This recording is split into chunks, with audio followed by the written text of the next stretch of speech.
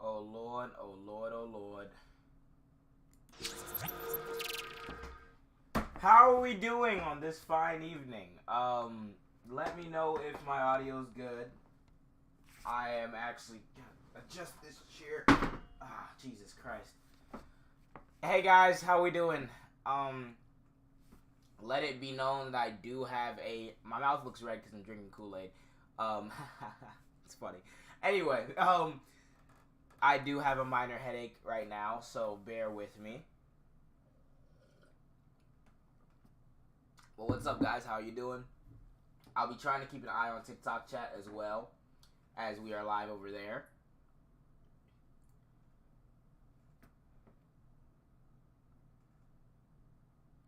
Audio's terrible. Oh, Lord.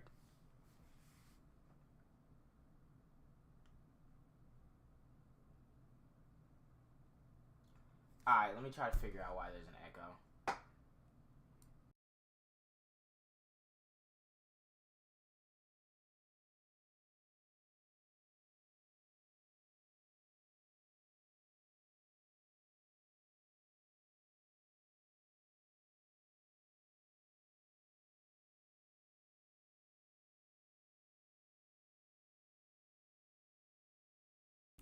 Here, I'm gonna be back. Hold on.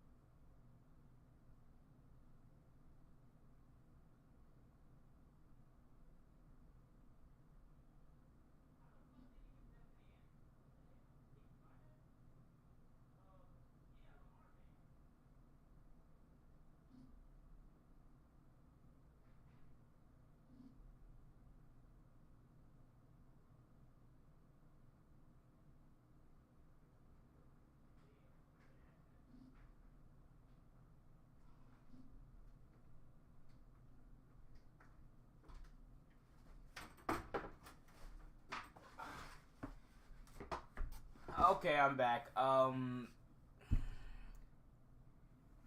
You're okay. YouTube chat, everything's good though, right? And here, I'm gonna try to see if whatever this pops back up, if everything sounds good on the TikTok end. But YouTube chat, everything's good. I hope. I'm not going to be directly discussing with Joe, but I will be breaking down the debate that we had and the drama that followed. Hold on.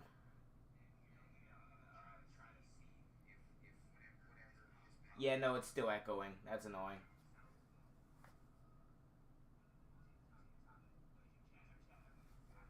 Oh, wait, I know what's going on. I know what's going on. Hold on, I'm an idiot. I know exactly what's going on.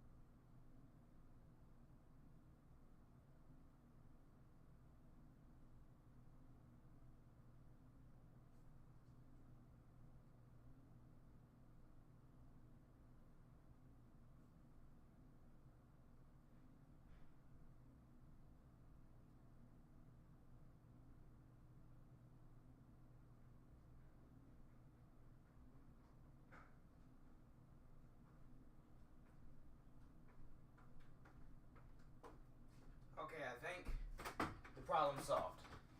I hope the problem solved. Ah, my hair looks amazing. Thank you. Thank you, thank you, thank you.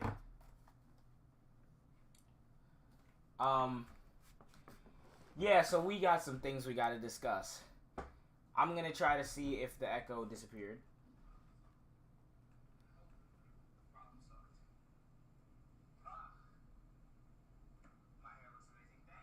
Yep, the problem solved. Okay. There we go. I just had to turn the audio off on my other phone. How are we doing, guys? If I am not as enthusiastic as usual, it is again because of my headache. But basically, we're gonna break down the whole situation with Joe, because at this point, it's not just a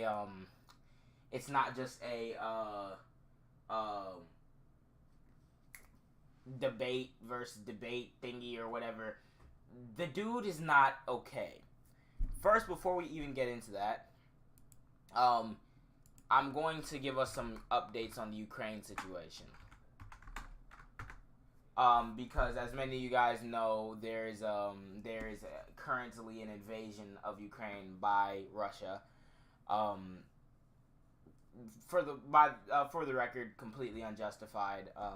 Russia or Putin is using blood and soil arguments to try to justify his invasion of a sovereign nation, and trying to use NATO's scary. No, he's just invading because he wants to establish at least some semblance of the USSR again, and it's very scary for the people on the ground in Ukraine, and it's very scary for the actual people of the Russian government, and not the Russian oligarchs that are very responsible for what is exactly going on here. I was gonna look for some live updates as to what's going on in Ukraine, just to keep us updated on the situation and give and hope for the best regarding that situation. I know that they were moving in on Kiev already, which is the capital of Ukraine, for those of you guys who don't know. Dude's still dropping videos on you? Yes, he is. Yes, he is. It's crazy. It's kind of hard to hear you. Yeah, because my mic is not on the stand like how it usually is today. It is on my actual desk. So it's like something else.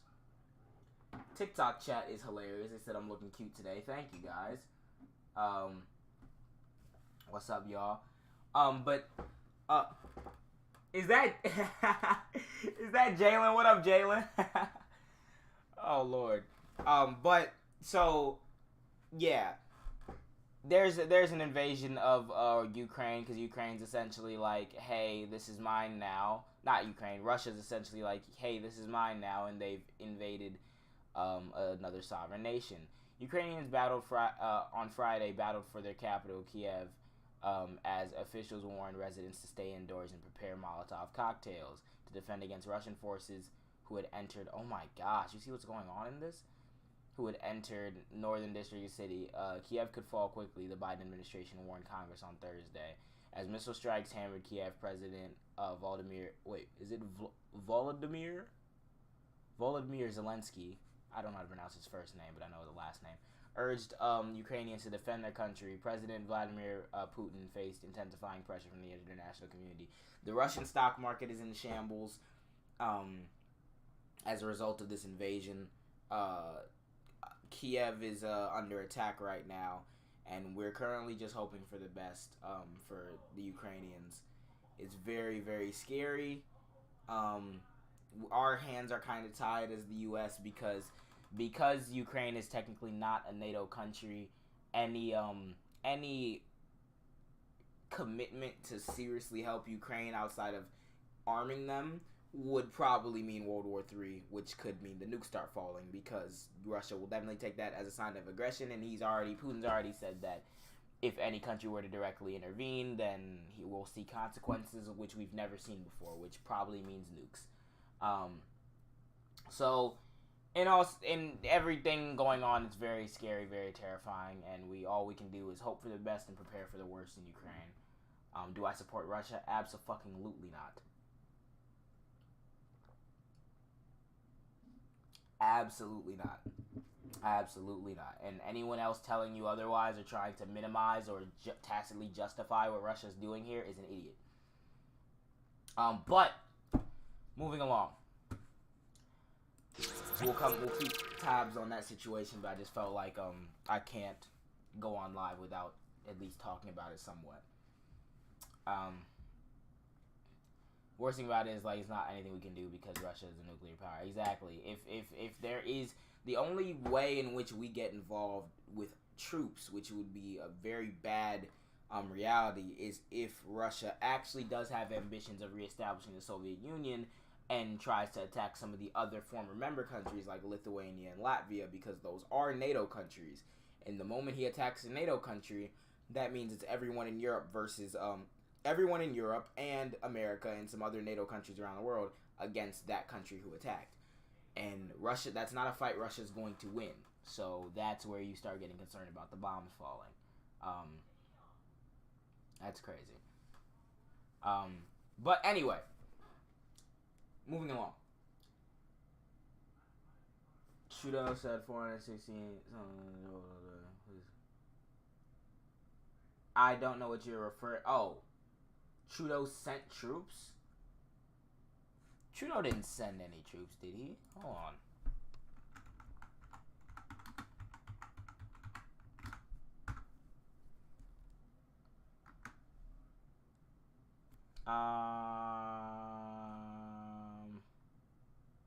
Nah, it looks like Trudeau's issuing sanctions like the other countries. Issuing sanctions on Russia for their invasion. But okay, I've been meaning to move on to exactly what I was supposed to be discussing for like a billion years now. So, right, me and this Joel Patrick character. Hold on, let me open TikTok on my computer. Me and this Joel Patrick character, okay? We had a debate recently, but that is not where me and him, like, that's not the first interaction we had had. Basically, to sum up what's been going on is I had a debate with him because the very first time, I'm pretty sure the first time I made a video on him, or the first time there was any significant back and forth between me and him, was when a woman who was of Indian descent from the country of India, she made a video talking about, I'm assuming it was talking something about critical race theory and how American history and like in this education system often tries to cover up the atrocities of like slavery and stuff like that. And Joel responded, he took exception with this, saying that, oh, this woman's of Indian descent, and India has the most slaves currently in the world. So don't question America's questionable past when you have to talk about India's questionable present and stuff like that. Which I took issue with that for multiple reasons, because that's not actually how you make an argument. You can't just say, because your ethnicity corresponds with this nation, and this nation is also doing atrocities, you can't criticize the atrocities of any other nation. And then he just conveniently missed the fact that when you take into account the prison system and human trafficking and everything in the United States, the same source that he used to say that India has the most slaves on the planet also concluded that the U.S. has around 400,000 people living in slavery. So how you can just sidestep that point and then use your argument to use that article to prove one half your argument but just ignore the other half of your argument was stupid. So I pointed that out. Whatever. He didn't make another response video to me. He went in my comments, said some dumb stuff, probably got ratioed, and that was that. Then a few weeks go by, if not a couple months. Me and that one woman who went viral on TikTok saying that try being a white person in today's day and age. Exactly, you can denounce both equally. That same person who went viral on TikTok saying you try being a white person nowadays. You say one thing, you're racist. If you're conservative, you're automatically racist. If you say the N-word and you're a white person, you're probably gonna get the cops called on you. That woman, y'all know who she is. And this one creator that me and her are mutuals, although I can't remember the name of her account now. She criticized that and took issue with that video, breaking down like each one of her talking points and why it was false, and mentioning things like generational trauma, and she did a really good in-depth video on it. We might look at it, but again, this is probably going to take forever for me to get through naturally. She does that, Okay, so you have the original video that happened, then you have the other girl's take on it. Then you have a black conservative guy who comes in and he's like, all right, let me debunk all these arguments that the second girl had made. And he says a bunch of stupid stuff, a bunch of misleading things. And I saw that video and it was blowing up. Like, that video has like 600,000 likes or whatever, as if he really did something or was factually accurate. So I'm like, nah, you just lied your way completely through this video. Let me point out how that happened. I go through, I make my video, talk about each talking point that dude brings up, disprove it, everything. The guy went on private. The original guy who I made the video about, who lied in his original video, he went on private as soon as he saw that. Then he unprivated or whatever. So he was feeling the heat from it, and he never came back and addressed me, but he got called out. Then here comes Joel. This is already a multi-layered thing. You had the one girl who went viral saying some bullshit. You had the other girl who disproved it. Then you had another guy coming in and say, no, actually, that's bullshit. Then you have me coming in saying everything that you just said is bullshit. It's already a lot. It's already a lot. I understand if you tuned out, you didn't want to follow along. Then Joel Patrick steps his ass in this thing. Unwarranted, but my thing was unwarranted too, so I understand it. You got content to make, you got content to make. He comes in, and he tries to call me out for the things that I say in my video by saying, I think, 3 main arguments: that the Confederate flag that I said was flown at the insurrection supporting a Republican president was actually not the Confederate flag. So if I'm saying that, hey, the Democrats were the ones who technically split off, like when the South split off during the Civil War, the party that was dominant in the South were Democrats, and they fought under that Confederate flag or whatever. And now Republicans are waving that Confederate flag at insurrections in support of Donald Trump. If that flag that they happen to be waving wasn't the actual Confederate flag, or wasn't a Confederate flag at all, then that kind of flies in the face of my narrative, right? So he makes the argument that that flag wasn't the Confederate flag, the one that we all know, the X and the stars and everything. He said that wasn't the Confederate flag. Okay. Then he said that when it comes to the definition of insurrection, so he's already trying to excuse everything like from the insurrection. He's saying when it comes to the definition of insurrection, that if what happened January 6th was an insurrection, then every violent Black Lives Matter protest could also be called an insurrection. Okay? I'm not even going to get into why all these points are stupid, but this is what he's saying. He says that. The third argument he makes is that I said that slavery was the reason why because when I was talking about in my original video, a thought experiment that I had put out there, or a point that I put out there, was like, the entire theme of the original White Girls video was complaining about reverse racism, if da-da-da-da. So I'm like, alright, think about it like this. What effect does black people as a demographic saying that they don't like white people have on white people? Sure, you might get the news story where that one white girl couldn't go hang out with her friend because the black girl's parents are like, we don't want you hanging out with white people or something. Stupid. Very bad. Okay. Or you get that, the occasional, we have to adjust to diversity more now, or something like you get really trivial, weird things that people like to seize on and be like, oh my god, this is reverse racism. But then the other half of that was, what is the effect of white people historically in this country saying they don't like black people?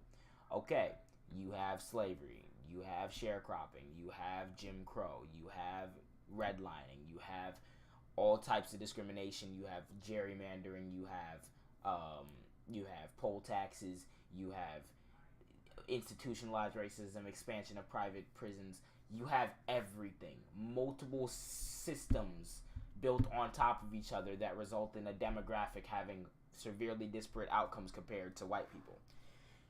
So you see how one is like, oh, this is bad, this thing on social media where this black family said they don't like these white people. And then the other one is like, we can literally affect how you will perform in life based on the color of your skin. Those are two different magnitudes.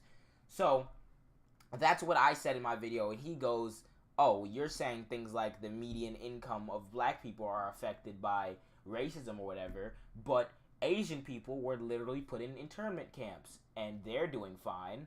So the model minority, a myth. So that's 3 main arguments. The Confederate flag wasn't actually the Confederate flag. The definition of insurrection means that BLM was doing insurrections too, and that Japanese internment less than over 75 years ago didn't stop Asians from doing well. So, what is black people's excuse? Those are the three main arguments. Mind you, they have nothing to do with the original White Girls video, really. He just found any way to be right. So when you look at those three arguments on their surface, if you know more than one thing about politics, you know that they're very stupid and misleading. But when you look, if you're a normie and you're not a political tryhard like I am, you look at those arguments on the surface and you go, could sound good, couldn't sound good. Let's look into the validity of those claims.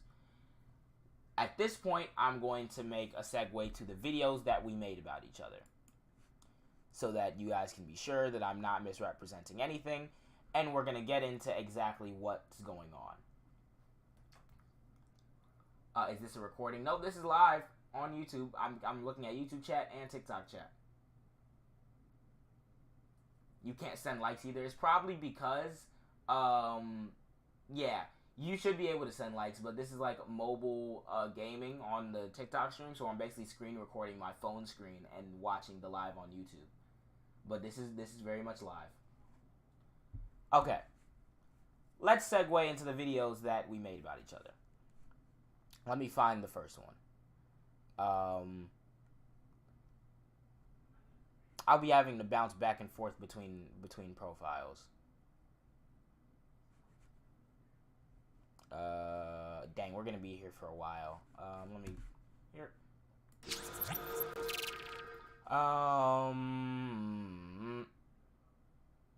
Where was the first video that we made about each other? It was here. Let's go to his account.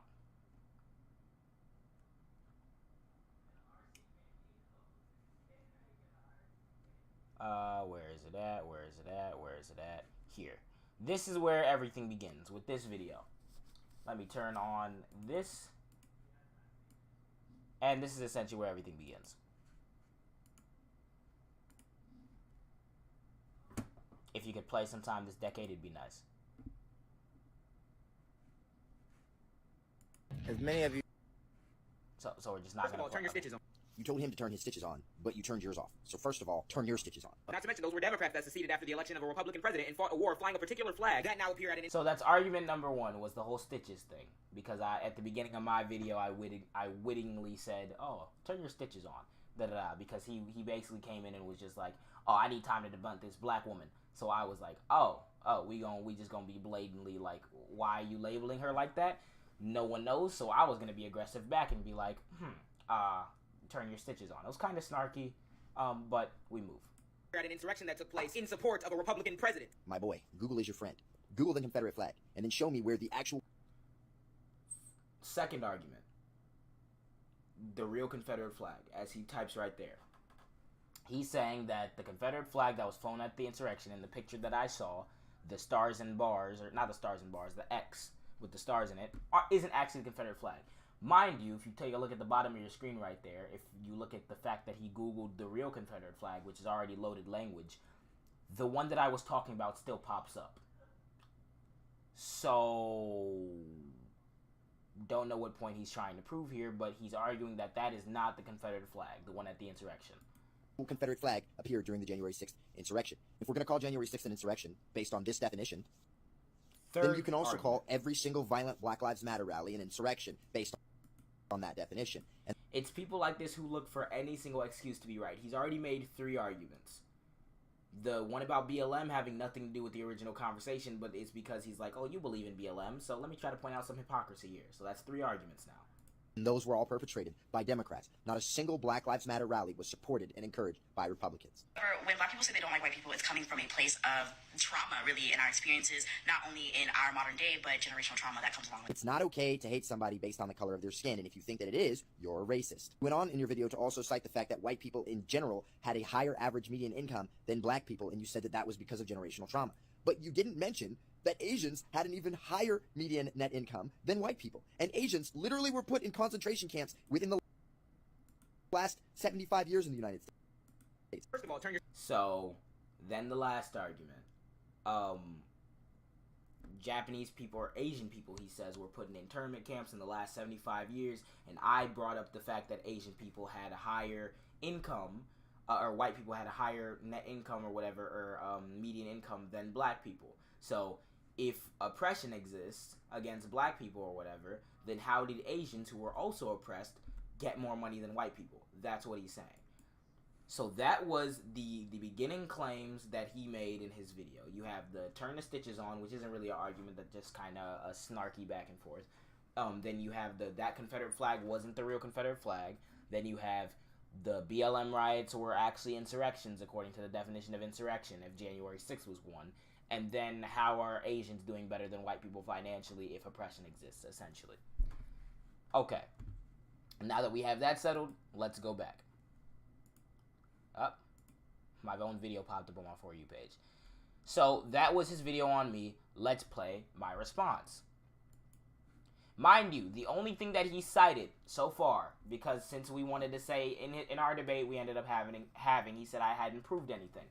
The only thing he cited so far, only thing he cited so far is a Google definition of the real Confederate flag, and a Google definition of Japanese internments. Oh no, a Google definition of insurrection, and a Google definition of or searching up the Japanese internment camps. Okay, not to say that there's anything wrong with doing that, but when we're talking about proving anything, those are the three sources that he brought in that last video. Okay, let's pay attention here. Stitches on, but you. Mind you, my video is 3 minutes long because I actually took time to fully talk about what the hell I was talking about. First of all, turn your stitches on.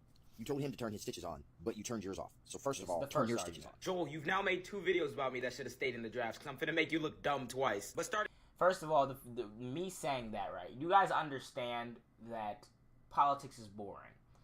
When you're on a platform like TikTok, when you make politics interesting, you show a vested interest in it, you do some witty things, but at the end of the day, you have to make sure what you're saying is factual.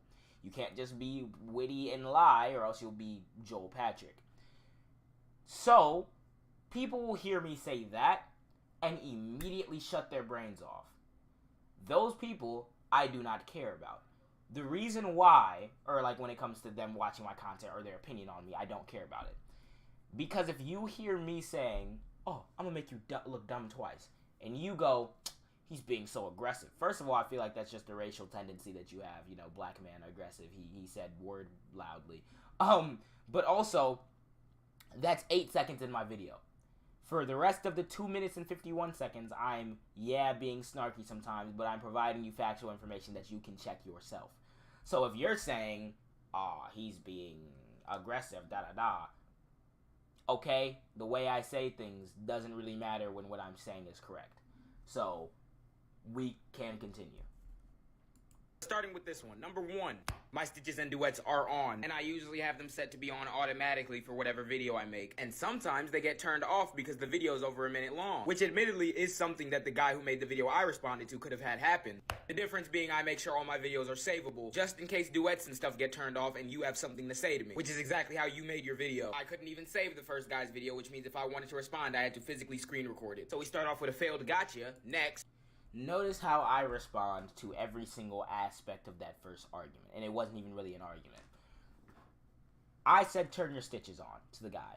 Joel goes, you said that, but you turned your stitches off. I say, okay, I usually have all my stitches set to automatically on. Sometimes when I record a video and it's over a minute long, the stitches get turned off. So if and when that happens, I have my saves turned on just to make sure that if you have anything to say to me, you can respond to me, which is exactly how Joel got his footage to make his response video to me.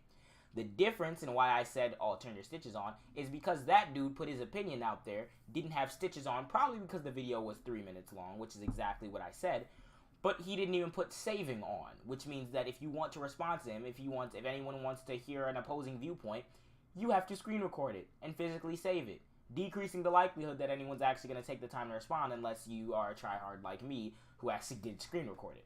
Though that's the difference. So when it comes to the whole turn your stitches on thing, my stitches usually are on, and if ever they get turned off, you can save my video. He doesn't do that.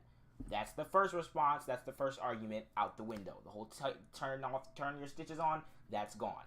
And that won't even come up for the rest of this back and forth that we have because he doesn't mention it anymore. Not to mention, those were Democrats that seceded after the election of a Republican president and fought a war flying a particular flag that now appear at an insurrection that took place in support of a Republican president. My boy, Google is your friend. Google the Confederate flag, and then show me where the actual Confederate flag appeared during the January 6th insurrection. Yeah, Google is your friend when you're doing, how do you say, me search over research. Because I wonder if maybe, just maybe, both of these flags were used at the same time. And maybe if you typed in something like, I don't know, Confederate battle flag instead of the real Confederate flag, then you'd find the flag that many people fly today, and oh, would you look at that, the insurrection.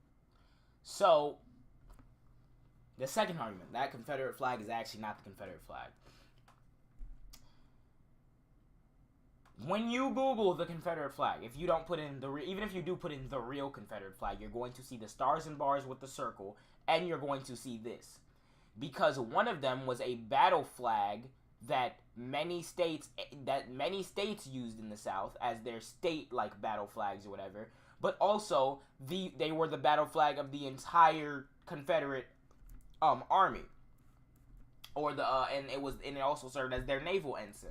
So that's why when you put in the Confederate flag, you have this one that's like more like the stars and stripes that like represents the whole country. But there was a flag that they fought under when they went into battle that had this design on it.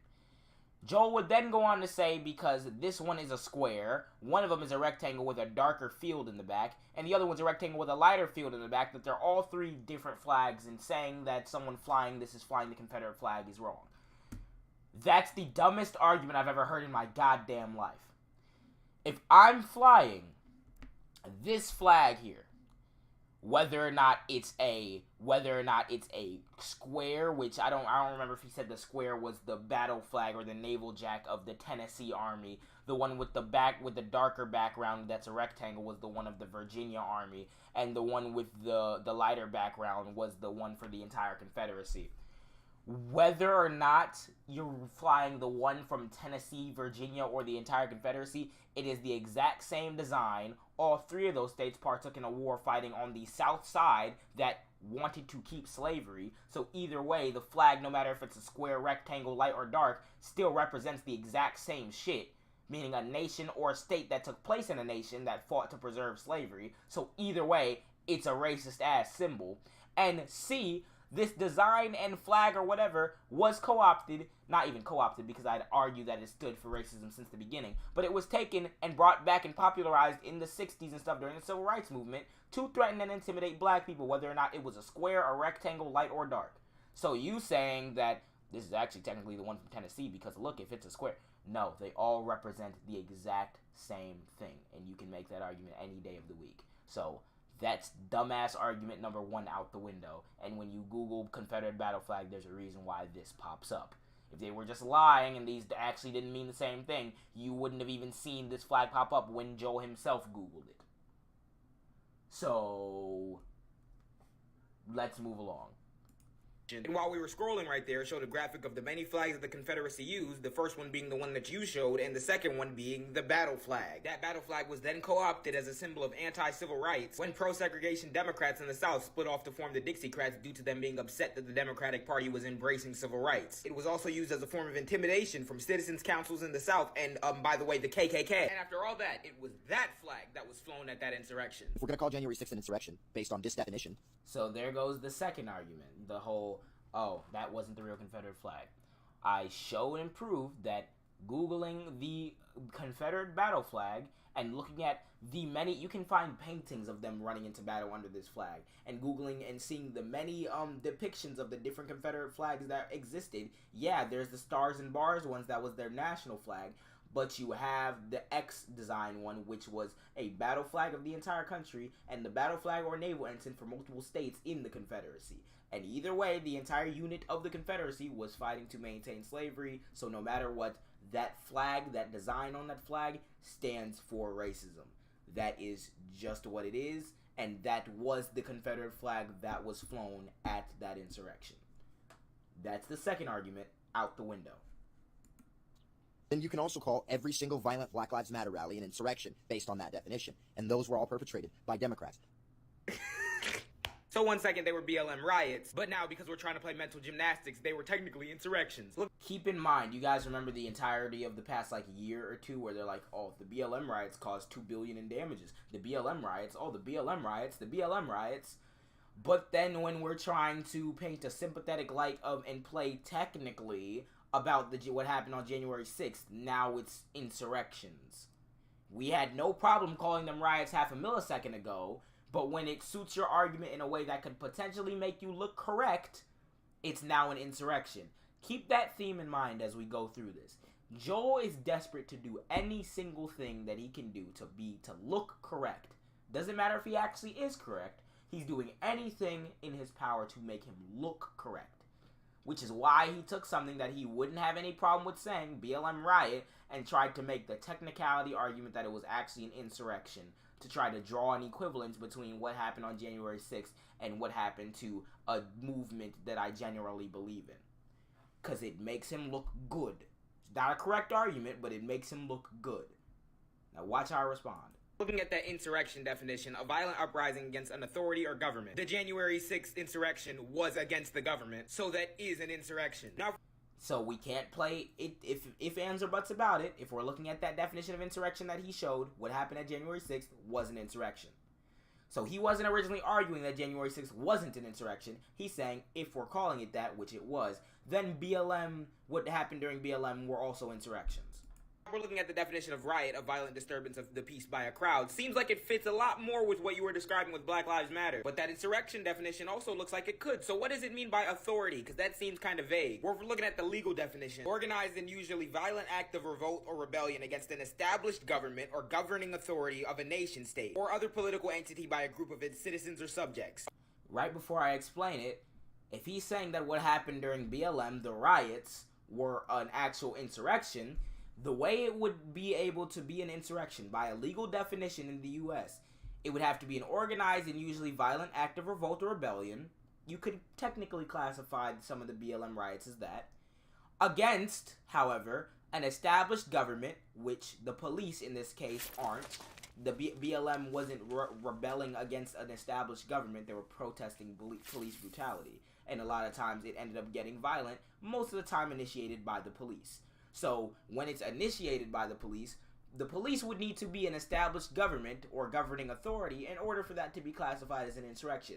They are neither of those things. The police have no governing authority. They help to enforce laws, as in seeing to it that those laws are being followed, and if you break those laws, they're here to give you punishment, but they do not create laws, they do not govern. They are a protector of the people's peace in theory, but they really are just people who defend private property. And but they do not have any governing authority. So that one's out the window for insurrection. Or governing authority of a nation state. The police are not a governing authority at all, let alone of a nation state. Or other political entity by a group of its citizens or subjects, meaning that if there was a political entity that had citizens and those citizens were rebelling against that political entity, it would then be an insurrection. The police are not a political entity, even though you could argue some because of the beliefs of the police department, but they, for all intents and purposes, are not a political entity, and they do not have citizens or subjects.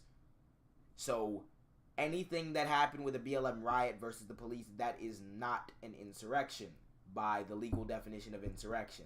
So he's just bending it here, and he can go reread this legal definition from Britannica over and over again, but you're not going to find a way in which you can bend it to be BLM riots were actually insurrections. And he tries it with some autonomous region or whatever that he mentions in a future video that he makes about me. But again, he is trying to bend any way, shape, or form to make him look correct. A protest of police brutality that results in a riot is not an uprising against a nation, state, or governing body. So no, the BLM riots that happen like 6% of the time. The BLM riots, that happened 6% of the time. Remember that line. Not insurrections, but nice try though. Went on in your video to also cite the fact that white people in general had a higher average median income than black people, and you said that that was because of generational trauma. Nope, I said it was a product of anti-black racism, not generational trauma. But you didn't mention that Asians had an even higher median net income than white people, and Asians literally were put in concentration camps within the last 75 years. So this is the third argument. White people had more money than black people, but Asian people had more money than white people, and Asian people were put in internment camps. Okay. United States. Not all Asians, not even a majority. They were Japanese people, a subsect of Asians. It was for 4 years, not 300. It was 120,000, not 6 to 7 million in the 18th century alone. And they received reparations. Black people did not. So it's not comparable. Stop using that trash talking point. You can catch the smoke again later. First of all, turn your... That was self-explanatory. The whole thing with the Japanese internment, it was internment. It wasn't slavery. It was for 4 years. In World War II. It wasn't for 300 years with the first documented African slaves being brought here in 1565. So it not ending until 1865, but then also not ending if you consider the prison population. But for all intents and purposes, 1865, so 300 years. It wasn't slavery, wasn't for 300 years. It was 120,000 Japanese people, not just Asian people were put in concentration or internment camps or concentration camps. They're pretty much the same thing. So yeah, you cannot compare that to black people and slavery. Those are all three of his arguments out the window. At that point, it should have just been done. But Joel is too prideful and he wants to do anything to make him look good. The Capitol. So he came back and made another video. This one. Insurrection was against the government. It's funny. You're doing the work. I would go on to have beef with this guy, who apparently does not want to discuss. But he can go and watch a video that was made against me and support him. But he doesn't want to discuss with me when it comes to me having a... So you can watch a video that was directed at me and comment in support of that. You can make a video about me. But when I dare make a video about you asking you to explain yourself, JJ's toxic. He's too young to have a conversation. Okay. The Capitol riot. And since you said that the BLM protesters only protested against police brutality and the police... Hold on, go back. Insurrection was against the government. Okay, well, So the point that he just started off responding to, he already missed. What I'm saying right there is that based on the definition of the word insurrection, what happened at the Capitol was an insurrection, because it was a violent uprising against an authority or government. That is exactly what that was. And watch how he switches it. Insurrection was against the government. Okay, well, we could call it the Capitol riot. We could call it the Capitol riot. So now he's making the argument that he switched the argument from, if you're calling what happened at the Capitol an insurrection, which it is by the definition that he showed, then we can call BLM insurrections. Then I said, no, what happened at the Capitol was an insurrection by what you put out, and what happened in BLM was not an insurrection by the legal definition of insurrection. Then he said, well then, what happened at the Capitol was a riot. No, because by the definition that you put out in your thing, it is an insurrection. You could say a violent disturbance of the peace by a crowd. A lot of things fall into that category. There's a reason why it specifically mentions rising up against a government in an insurrection. And that's exactly what happened. It didn't just disturb the peace. It was them invading the Capitol building to stop the government from certifying Joe Biden's victory. That can't just be said as disturbance of the peace. That was a very particular thing, which is what your definition that he put out reflects. So he just switched the damn argument because he got blown the fuck out. And notice how I said we wouldn't see anything about the stitches because he gave that up too. Which it was, in his defense, it was a petty ass argument. So yeah, but he shouldn't have made it in the first place. Like actually trying to pin me down on that, because then he left it out the next time he made a response. So that's already him switching the fucking thing. But it was very slick and you wouldn't notice it, especially because it was very quick at the beginning of his video. And since you said that the BLM protesters only protested against police brutality and the police and not the government, then what happens when the government calls in the National Guard? That is another argument switch. So we went from BLM, what happened was an insurrection. Then I said it wasn't an insurrection because it wasn't a revolt or uprising against a governing authority, considering that the police have no governing authority, and XYZ. He then goes, okay, well then what if they call in the National Guard? The National Guard would then need to be a governing body with governing authority or a political entity with subjects or citizens. The National Guard is none of those things. So any resistance that citizens are putting up against the National Guard is, again, not an insurrection. If they were revolting against a state government or the capital of the United States and trying to invade it and stop the government from doing something, then they called in the National Guard, it would be an insurrection, not because the National Guard is there, but because they are revolting against the government. This is not difficult to understand. The thing that makes it an insurrection is not because the National Guard is called in. It's because they were, in the January 6th, they were revolting against the capital of the United States, invading the capital of the United States, and the National Guard was called in to try to stop them from doing that. If you're just protesting on the road and the police or the state government calls in the National Guard or whatever to try to get people to go home and end the protest, you're not revolting against the state government, you're protesting. And just because the National Guard was called in doesn't mean that it is now an insurrection. So he switched it again. National Guard is an extension of the government. The BLM protester in Louisville shot at the National Guard and they shot back and killed him. Was that against the government or was that against the police? So no, the BLM riots. That has literally, the fact that a person in Louisville shot at the National Guard and then died has literally no bearing on whether or not the reason the BLM protest or the riot was an insurrection. Because the riot itself would still have to be, or the uprising itself would still have to be against the government. Because government agents are now there, government law enforcement agents are now there, or a state-based military is now there trying to stop people from rioting, that doesn't make it an insurrection because someone shot at the National Guard, because the National Guard itself still has no governing authority.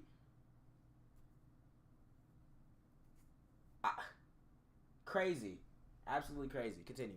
6% of the time. We're not insurrections, but nice try though. It was not 6% of the time. It was 100% of the time. 100% of violent BLM riots were violent BLM riots.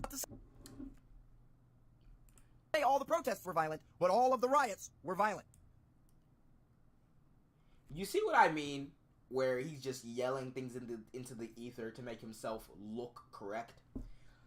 I said the BLM, that's why I told y'all remember this. I said the BLM riots, that happened 6% of the time.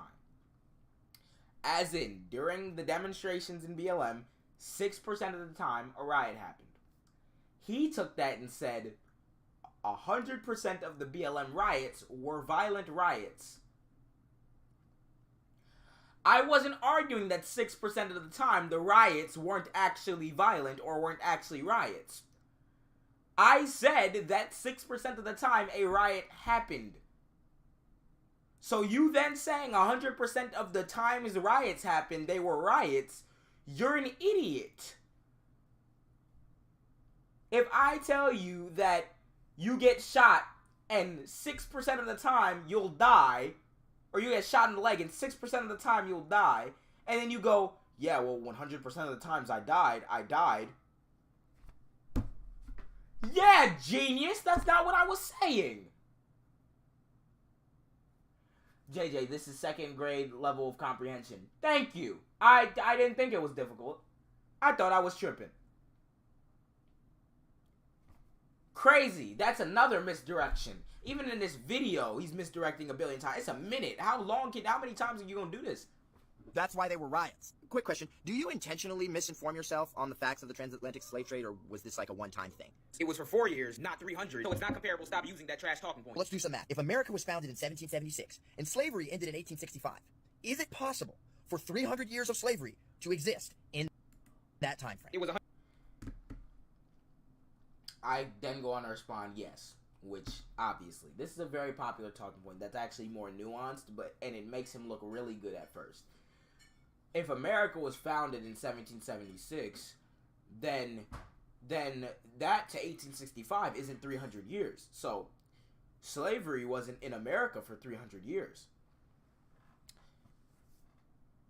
Sounds good. Until you realize that, people had to come and settle the land before the country of the United States could be founded. So when people came and settled the land, and you had Jamestown, and you had Plymouth, and you had things like that would eventually become the colonies, that would eventually become the United States, the institution and practice of slavery was happening in those territories since 1565 at the earliest. So, whether or not it was French Louisiana or British Virginia or anything like that, The areas that would then break away from all those governments and become the United States were practicing the institution of slavery since at least 1565. So all those black people that were born or brought there as slaves, or born and died as slaves, and their children were slaves and everything, those effects and why those black people were in the circumstances they were at the founding of the country and to an extent now will have been a product of that initial slavery that would have began in 1565 in North America. So, the only way you don't count the slavery beginning in 1565 is if in 1776, when America declared its independence for Great Britain, it somehow stopped or made some drastic impact to slavery that greatly diminished its effect in the country. That's the only way you do not count the, because we're talking about the effects of slavery on black people, which is why he brought up Japanese internment. Because he's trying to make a comparison that the oppression that black people face and the oppression that Asian people face are similar because Japanese people were put in internment camps. So when we're looking at the fact that slavery and internment are not the same thing at all, and you're looking at the time frame here, we're talking about effect. What effect did internment have on Japanese people, and what effect did slavery have on black people? Well, Japanese people were interned for 4 years, and afterwards they were given reparations in the millions of dollars. Black people were enslaved, not interned, enslaved as property for 300 years. Which is why the oppression that they faced are not the same. And the reason why you have to look at the time frame there is because time greatens the effects of things like slavery. If Japanese people were interned and they couldn't make money and they were kept in camps and born and died in camps for 100-something years, you wouldn't see a world where Japanese or Asian Americans have a higher income or whatever than white people. If Asian Americans actually were interned for 100 years and went through anywhere near the exact same oppression that black people did, you'd see them in a similar location. The reason why you don't see that is because you're pointing to one subsect of Asian people who were interned for 4 years and got reparations after, and comparing that to people who have been enslaved on this continent since at least 1565. Then when a new nation was formed, that slavery persisted. Then the importation of slavery stopped in 1808, and most northern states had outlawed it by like 1807, but the institution of slavery was still allowed to continue in the South. Then it was allowed to continue until 1865 when a war was fought, and then after that you had the South, who didn't want to come to terms with the fact that they just lost and they lost their slaves and they have to treat these people like people now, then found any way to continue to oppress those people. Then you have things like the 13th Amendment that have exceptions for slavery built into it when it comes to punishment. The shit didn't end.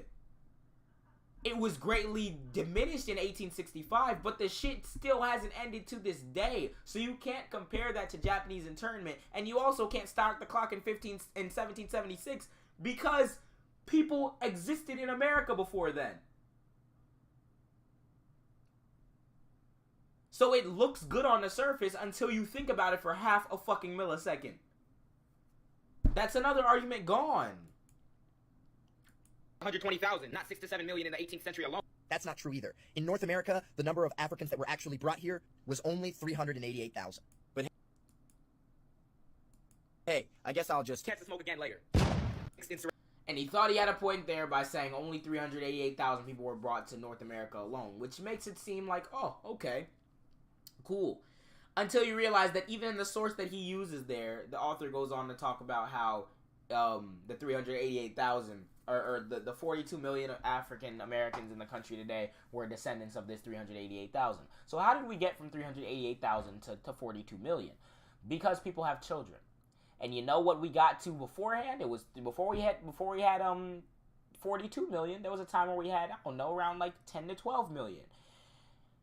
And there was a time where, because people keep having kids, and a lot of those kids that, or damn near all those kids who came from that original 388,000 will have encountered slavery up until around 1865. So in total, from that 388,000, there were in total 10 million slaves, African slaves, residing in the country. Not at the exact same time, but from that 388,000 that were brought there up until 1865, 10 million black people would have been slaves because people have children.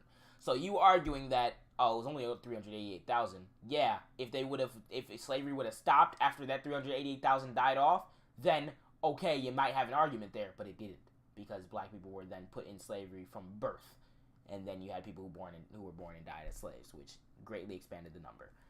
So that's all his arguments out the window again. And I haven't even showed y'all my actual response to him, because I essentially just said everything that I said right there. We can play it all the way through. I won't pause it because there's no point, because I just essentially said everything I needed to say after we let this load. Insurrection was against the government. Okay, well, we could call it the Capitol riot. And since you said that the BLM protesters only protested against police brutality and the police and not the government, then what happens when the government calls in the national... Notice he didn't mention anything about the Confederate flag in this video, by the way. Just saying. He completely backed off that argument. Guard. The National Guard is an extension of the government? Joel, this was so weak. Oh my god. Again, we're arguing definitions here, but I'd say what happened at the Capitol much more fits the definition of insurrection by legal standards than it does the definition of riot. But to answer your question, nothing happens. It's still not an insurrection. Do you know why, Joel? Because if we're reading the definition again, which you just conveniently misunderstood, an organized and usually violent act of revolt or rebellion against an established government or governing authority of a nation state, or other political entity by a group of its citizens or subjects. The National Guard is not an established government, the National Guard is not a governing authority, and it is not a political entity with citizens or subjects. The National Guard is a state-based military force that can also be folded in with the other armed forces in times of war. They are, again, not an established government and have no governing authority, which is literally exactly what can be said about the police, except for they're more local-based and they can't be folded in with the rest of the military. But neither of them are an established government or have any governing authority. So a riot that the police are dealing with doesn't then turn into an insurrection because the National Guard is called in. It's about what the rebellion or revolt is happening against, not who's called to respond to the emergency. So no, the BLM riots happened like 6% of the time. were not insurrections, but nice try though. It was not 6% of the time. It was 100% of the time.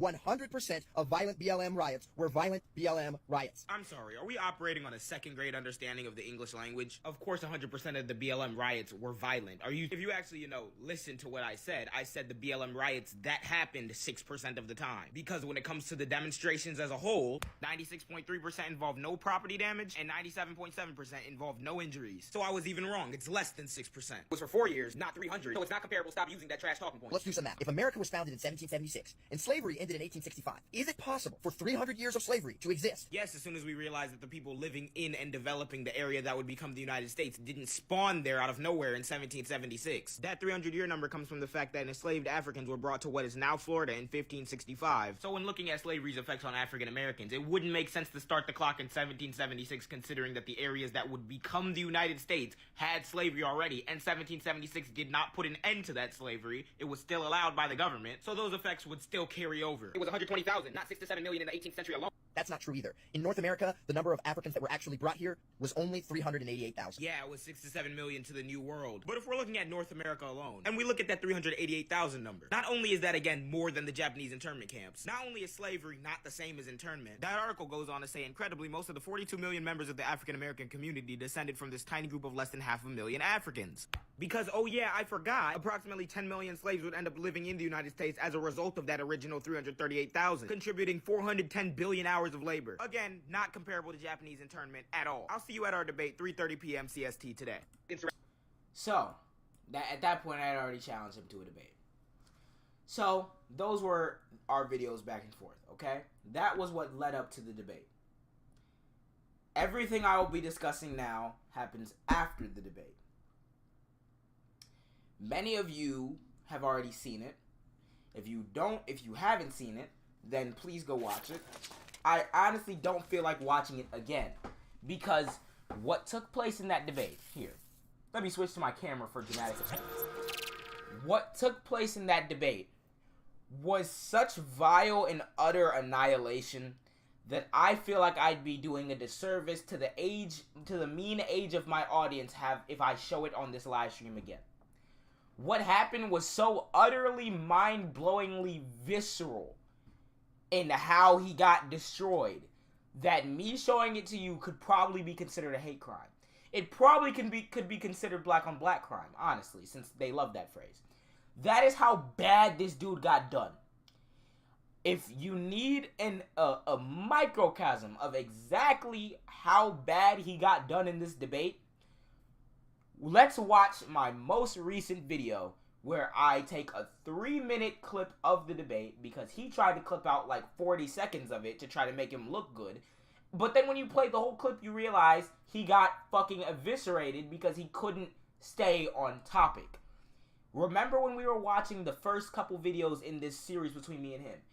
Even in his 1-minute video, he was switching topics every millisecond. He did the exact same thing here in the debate, but just in long form. So as a result of that, he got so utterly blown out of the water that it's not even funny. And what will follow after this utter destruction that took place to him is exactly what we're here to discuss. Let's watch this 3-minute clip. And allowing people to believe that two parents aren't necessary in the household, and that a family is not an important unit for development. All right, Joe. I let you run with a lot of shotgun points here, but I think I'm gonna end it here. Seem to be oddly triggered by me mentioning that two-parent households would be the solution to the high crime rates in the African American community. Could it be that you are unable to separate your personal emotions surrounding that statement and the facts? You're still. This video, for context, was made after the debate because he kept making videos on me. We'll get to that though. On this. I know how good we can make things look when we clip them out of context. So I'm going to play the full thing, and I want you to count how many times he switches topics. Because we've tried it before. And I can tell you what the demographics look like. Haven't. We haven't tried that before? Would you say that more white people voting is a bad thing? Is that what you think is going to happen? More white people are going to be able to vote? Whoa, that is interesting framing. But I'm saying when you disproportionately have white people voting, like by a legal reason, like the same thing that happened when we had poll taxes and everything, yeah, that's a big problem. White people tend to vote Republican, and minorities tend not to. Why is that? Because minorities are very much uninformed. Oh, he's a minority, by the way. Okay. Are you saying that they're informed? Huh? So tell me. I don't make broad-loaded statements about.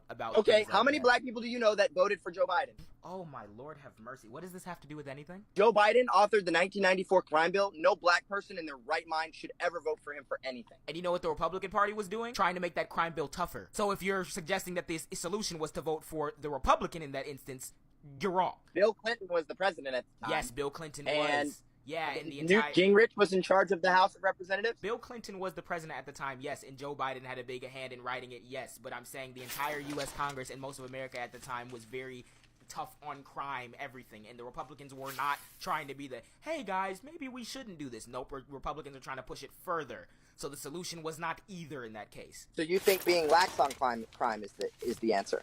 That's another argument that I have not made that you've just shoved into my mouth. I'm not saying that being lax on crime you said being tough on crime is a bad thing. Yes, because that's literally what the era was called. It's literally been called the tough on crime 90s. And by tough on crime, I mean what they did was get, 60-something more penalties that could result in or crimes that could result in the death penalty. Expansion of private prisons. Expansion of all these things that aren't actually doing anything to adjust the reason why crimes are being committed, but just being punitive and punishment. Which has not, that's not the solution to actually, solving the institutional problems that lead to crime. People to grow up and stop encouraging and allowing people to believe that two parents aren't necessary in the household, and that a family is not an important unit for development. All right, Joe. I let you run with a lot of shotgun points here, but I think I'm gonna end it here. Oh, you have not proven anything. You've changed subjects every time I brought up a point you didn't like. Then oh boy, when you watch this back. Just stop. So that was all to show essentially how this debate went. It was a shit show for Joel. It was bad. It was very, very bad. It was oh so very bad. So as soon as we got done debating, I posted a clip of the debate. Let's watch this also for some context on how this debate went. Make a distinction between a flag of the Confederacy and the flag of the Confederacy? No, because all of them were flags of the Confederacy, and when you're using a battle flag, and you fight under that flag, and then later people co-opt that flag to stand for anti-civil rights and everything like that, and you continue to you just answered your question right there. You said later people did what? They co-opted it.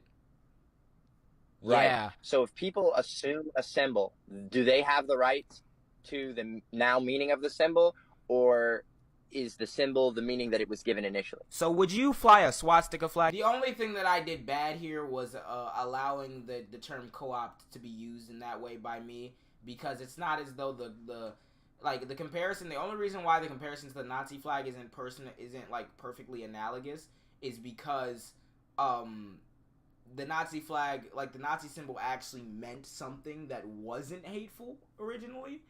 The Confederate flag has always stood for racism and hatred, and that's an argument that's a hill I can die on any day of the week. It's not like the Confederate flag meant something good and righteous before they actually started firing at each other. No, like it was for a regime and a time in American history where black people were property. So it's always been something, a racist and negative symbol. The only way I was technically correct in the term co-opt was because it was technically co-opted to be anti-civil rights and stuff during the civil rights movement in particular. So it shifted meanings to be racist for the time period, but it was always racist. So that's the only complaint I have about how I worded this here. Flag in front of me and tell me that oh no, it doesn't mean what I think it means because people co-opted it. Or when someone co-opts it significantly enough and it stands for a particular thing now, are we to recognize that that's what it means now? Because I've never seen a Jewish person fly a swastika. Yeah, and do you want to know why? Because a swastika used to be a symbol of good luck, and then the Nazis took it and they co-opted it, and they used it as their symbol of genocide and oppression. I've seen a lot of African Americans put Confederate flags on their truck, put it in their clothing, fly the flag. If you go into like Alabama and Louisiana and Georgia, black people down there will have that thing flying in their front yard. And do you want to know why? Because Germany came to terms with the very racist regime that was the Nazi regime, and they banned a lot of expression in that way. Yeah, but do you think black people fly that flag because they love slavery? America do you think black people fly that flag because they love slavery or because they think it stands for Southern pride? Bigger question, do I care? Because I don't care if you think it doesn't matter whether you care. Yeah, I don't. What do you think? Because what I think is the flag that was fought in a war that was about maintaining slavery for the South and reuniting the Union for the North. I don't care what the people in the South then think the flag was about when that is objectively what happened. So and things like the Lost Cause myth, and things like the Lost Cause myth are exactly. Was the Civil War about? That's not a different. Was the Civil War about slavery or was the Civil War about states' rights? That's not a different topic because that's not up for debate. States' rights to do what? Exactly. To be independent. Oh, to be independent. Okay. So like I said, it went oh so very bad for Joel. It went oh so very bad for Joel. There was no metric by which he won or did anything in this discussion that was worth note, okay? Outside of switching the topics enough that he could look like a goofy for the world to see. So, immediately following this, okay, we watched those clips to give you context as to how the debate went. That was a total of like 4 minutes of footage from that debate. If you want to go watch the full thing, it's on this YouTube channel that I'm live on now. If you're in TikTok, go to my YouTube and you can watch the full debate. This is how he performed in that debate. It was bad. It was very bad. It was against the government. He's run into somebody who he can't just throw a billion points at and then he gets flustered because I know what I'm talking about. So following this, he kind of goes off the rails a little bit. He then makes, I showed you my 2 videos, I showed you his 2 videos, then we debated, okay? I posted the clip of the debate, and then everything I would post from there on out was a response to him, because he then responded, he then posted 1, 2, 3, 4, 5, 6, 7. Yeah, I think he posted 7 videos or 6 videos after we debated that either directly addressed me or indirectly addressed me in some way, shape, or form. I did not do that.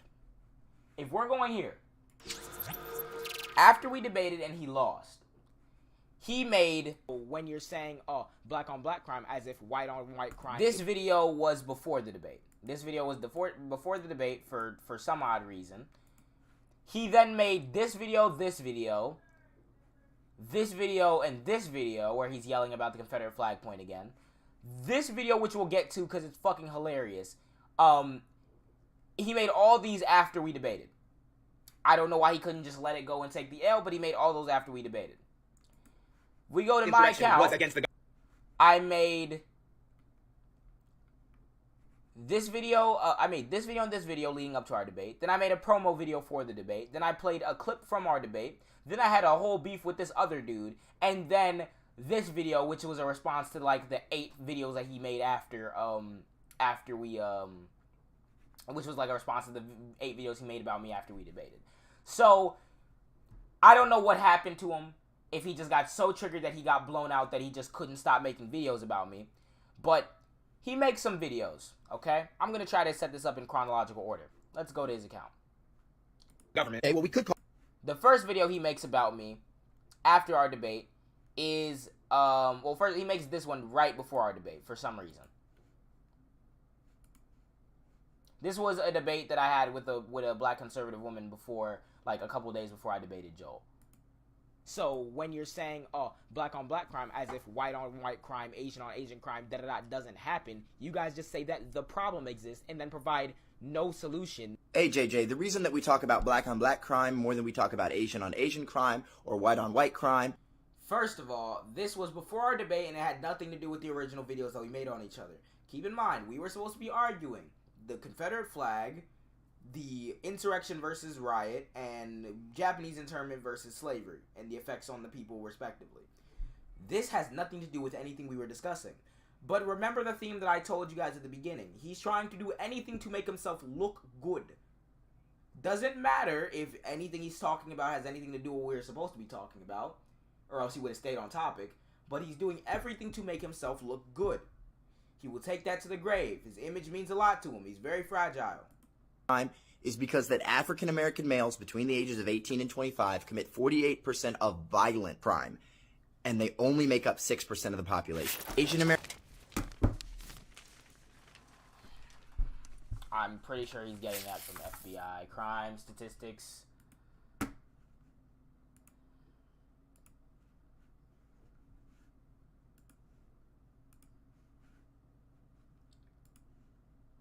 Let's find the table.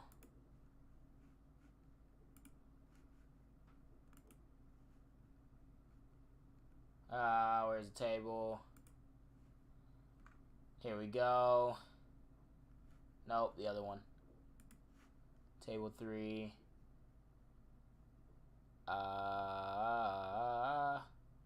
That's percent change. We're looking at percent change. I do want to go find his this crime statistics bullshit that they always bring up. Do I even have to bring this up?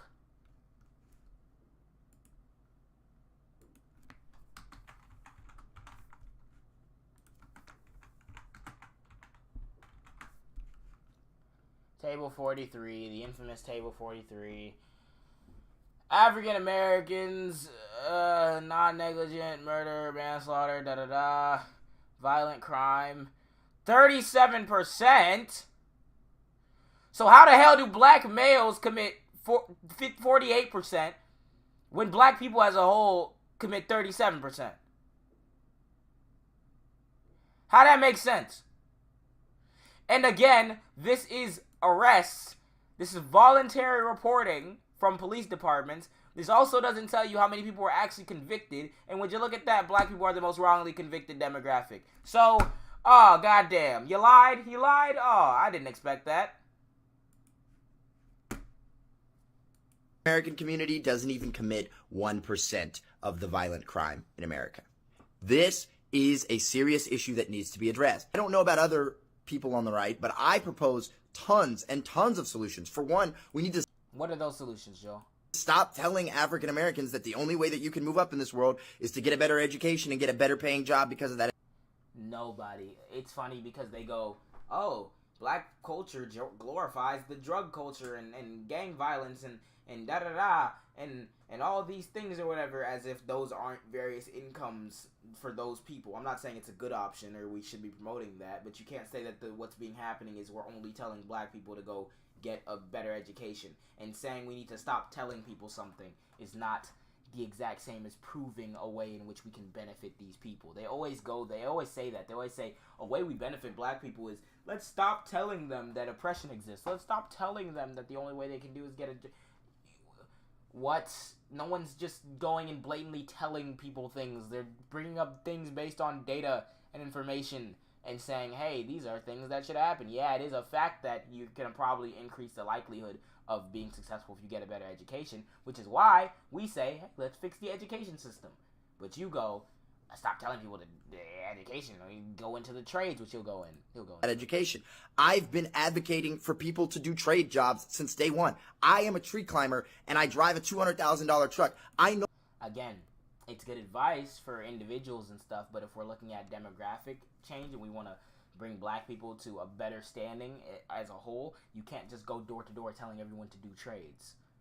You have to do broad legislation that addresses the very deep problems that we have with public schooling and private schooling and schooling in general in this country, and the access to financial to the finances to be able to go to very good schools or to be able to go into the trades and everything. Like, you have to address this countrywide. You can't just say, let me tell you how to go become a tree climber. That's not gonna fucking fix anything. Know this works, and that's why I provide this as a solution. People say all the time, they're like, Joel, you hate black people. I've seen your videos. Okay, and I respond to them with, how many black people have you given jobs to? One question for you. When you can't hate black people if you give them jobs. Oh, what's that? It's possible to hate black people and give them jobs. A.e. slavery. A.e. sharecropping. A.e. literally a lot of executives in the country right now who are probably racist as hell. Well, Lord have mercy. What was that one guy who was the basketball team owner and he was like very racist and they had him leave? That probably applies to multiple people throughout the league. I was just watching I forgot, I think his name was like Bill Stipend, or something like that. He was the owner of the Cavs in like the 80s. He's very racist, but he gave black people jobs. What? I forgot the other guy's name that I'm thinking of, though. When you said systemic racism is the cause of black-on-black crime, would you say that the system today is more racist than it was in the 1960s? And if that's the case, argument at all. Has the increase of African Americans into the justice system, into politics, has that helped African Americans as the justice system into politics? Those are two completely separate things, and those are just not even arguments. He's just saying things now. A whole or not? So when you're saying, so again, he's doing anything to make himself look good. That had nothing to do with what we were discussing, what we were going to discuss, or a video that I even made about him. But he's grasping at straws. So weak. Oh my God. Again, we're arguing definitions here, but I'd say what happened at the Capitol much more fits the definition of insurrection by legal standards than it does the definition of riot. But to answer your question, nothing happens. It's still not an insurrection. Do you know why, Joel? Because if we're reading the definition. It's Donald Sterling. It's Donald Sterling. Thank you. In which you just conveniently misunderstood. An organized and usually violent act of revolt or rebellion against an established government or governing authority of a nation state or other political entity by a group of its citizens or subjects. Noted, and I raise you this. Yep, that's CHOP. Capitol Hill Autonomous Zone. Capitol Hill Occupied Protest. Capitol Hill Autonomous Zone. CHOP, June 9, 2020. Chaz. Capitol Hill. The zone's location. Occupied protest. That's when a bunch of protesters or rioters or whatever you want to call it declared themselves a sovereign country within the confines of the state of Washington and the country of the United States. So, I don't know why he had to do a weird ass jump cut like that, but let's look at Chaz. The Capitol Hill Occupied Protest, or the Capitol Hill Organized Protest, CHOP, was originally Free Capitol Hill, and later the Capitol Hill Autonomous Zone, was an occupation, protest, and self-declared autonomous zone in the Capitol Hill neighborhood of Seattle, Washington. Originally covering 6 blocks and was established on June 8, 2020 by George Floyd protesters after the Seattle Police Department left its East Precinct building. The zone was cleared for occupants of police. My camera battery died. Let me change that.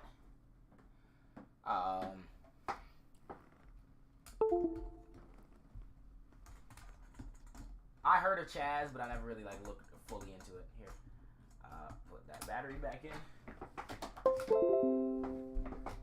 By George Floyd protesters out of Seattle Police Department left its precinct building. The zone was cleared of occupants by police on July 1st. Its formation was preceded by a week of tense interactions between protesters, police, and riot gear, which began on June 1st and escalated on June 7th after a man drove his vehicle into the crowd and shot a protester near 11th Avenue and Pine Street. Tear gas, flashbangs, and pepper spray were used by police in a densely populated residential neighborhood. On June 7th, the SPD reported that the crowd was throwing rocks, bottles, fireworks, and shining green lasers into officers' eyes. The next day, the police boarded up their building and moved out of the East Precinct in an effort to de-escalate the situation. The zone was a self-organized space without official leadership.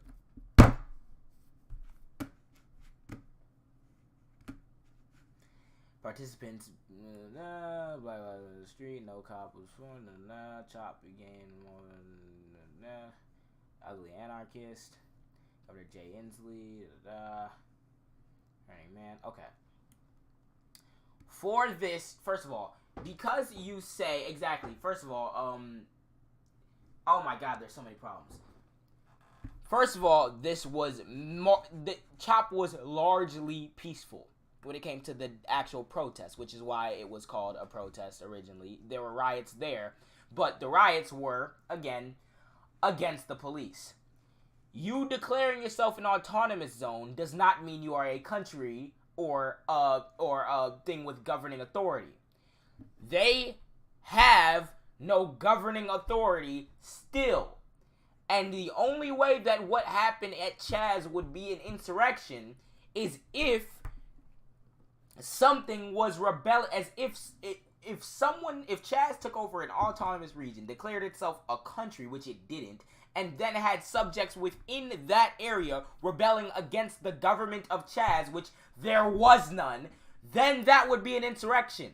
These people battling with police over a area of their precinct that got taken over is not people rebelling against the government. And Lord have mercy. Lord have mercy. Lord have mercy. What? So, by the definition that you chose, BLM rioters could have been considered insurrectionists in this case. You want to know what's hilarious? You want to know what's funny? Even if this fell under insurrection, under the definition of insurrection, which it doesn't, because this is not citizens rebelling against a governing authority, or what's it called? If we look up the definition again, because I'm blanking on the exact terminology, insurrection.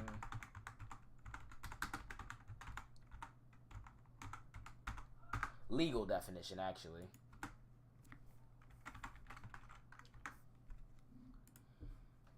An organized and usually violent act of revolt or rebellion against an established government or governing authority of a nation state.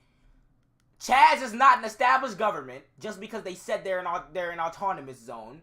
They do not have any governing authority, and again, Chaz had citizens, but they weren't rebelling against Chaz.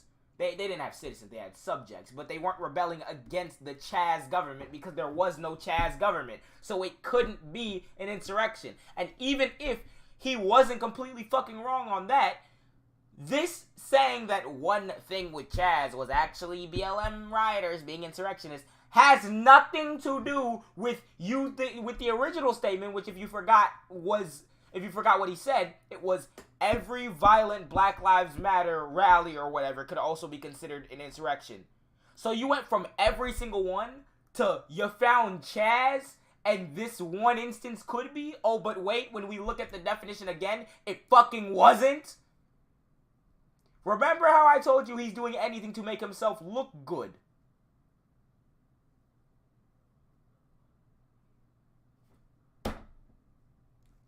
Continue.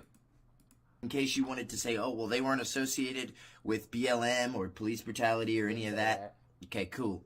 Here's a list of their demands. And I also wanted to say, I think it's more important that we do a better job of trying to educate one another of each other's viewpoints than just getting a gotcha moment. Because mind you, he started off the whole thing with an attempted gotcha with the whole stitches, and then he switched the topic. This was after the debate. He switched the topics 1.5 billion times, but now he wants to talk about educating people. You want to educate people, you stay on topic. You didn't do it, so shut the hell up.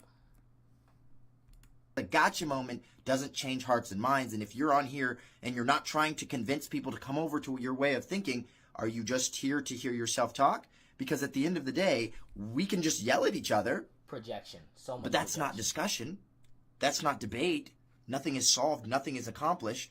Why would you waste the incredible intelligence that you've been given on not changing people's minds? Wait, JJ, I never once called you stupid in any of the videos because I don't think you are. I think you're very intelligent. And I think it's important to make sure that we don't make ad hominem attacks. Those are attacks against the man. Attack the substance of the argument and not the person. Keep that in mind. Keep that in mind for what we're going to discuss, because, oh, it's going to get good. Oh, it's going to get good. Keep that in mind. Keep that in mind. That's another video he made about me. Then he makes this video about me. Maybe both of these flags were used at the same time. Actually, no, they weren't. Which is why there are 3 actual flags of the Confederacy, and that flag is referred to as the modern display. And maybe if you typed in something like, I don't know, battle flag instead of the real flag, then you'd find the flag that many people fly today, and oh, would you look at that, the Insurrection. You just scrolled past 3 flags like they were all the same. The square flag is the battle flag of the Northern Virginia Army. That's what I meant. The rectangular flag is the battle flag of the Army of Tennessee. The rectangular flag with the slightly different background is the naval jack. Those are 3 different... The naval jack for the entire Confederacy. You tell me what the difference is. Yeah, they look slightly different, but if they're being flown at an insurrection in support of a Republican president, these are symbols that used to be used by Democrats when they seceded. Thus, my original argument still stands, and they have the exact same design, and all variations of this were co-opted or taken to represent anti-civil rights. Doesn't matter if some racist-ass person who doesn't want black kids in their school were flying the square one, or flying the rectangle one, or the rectangle one with a slightly different background. They're all the Confederate flag. If this is the argument, you went from saying that that wasn't the Confederate flag, that this wasn't the Confederate flag, to pointing out that 2 armies in the states that made up the Confederacy used this exact same design. And by the way, the entire Confederacy also used it as its naval jack, which is what I said originally. So, you proved my point. Naval jack. Those are 3 different flags. Doing anything possible to make him look good. So you can't even agree what the battle flag is because you're confused. And after all that, it was that flag that was flown at that insurrection. That right there, that isn't even a flag. I don't even know where that came from or why somebody said it was a flag, because it's not. Because I wonder if maybe just... That's a great argument. Maybe both of the... So again, a whole lot of nothing. Those are 3 videos that he's now made about me. This one prior to debate, these 2 after the debate. Let's look at the 3rd after the debate. Punishment. Which has not, like, that's not the solution to actually... Oh, this is when he clips me out of context. Constitutional problems that lead to crime. People to grow up and stop encouraging and allowing people to believe that 2 parents aren't necessary in the household, and that a family is not an important unit for development. All right, Joe. I let you run with a lot of shotgun points here, but I think I'm gonna end it here. I appreciate you coming on. You're a very big content creator, man. Like, I suggest actually looking into the things you talk about. Oh my God! How does he have 1 million? Get me 1 million on Instagram, bro. Get me 1 million on TikTok. How does he have 1 million? You seem to be oddly triggered by me mentioning that 2-parent households would be the solution to the high crime rates in the African American community. Could it be that you are unable to separate your personal emotions surrounding that statement and the facts? Maybe you should focus more on that instead of how many followers somebody has, because that's not relevant. That's and the reason why he said that, that's the most recent video that I responded to, right? And he deleted another video that he made about me that was in here where he goes, oh, I didn't want a moderator, which is exactly why, da-da-da-da, and he tries to assume that. Because what happened, and this is where it gets really good. The reason why he said that about how, oh, don't worry about people's followers, is because we actually had a conversation in the DMs. Because while I was at school on Wednesday, it was Thursday. While I was at school on Thursday, he was messaging me on Instagram asking me to debate him again. This is what was said. Let me bring up the messages. Keep in mind, remember when he was like, "Oh, don't waste the cuz you're smart, don't waste the thing that the gift that you were given intelligence-wise." Da da da. Keep that in mind. Keep that in mind. These are the messages. So, this was originally, he asked me, "What platform are we debating on?" Okay? I said I can invite you to a Discord call. Part of me wants to like kind of here, hold on.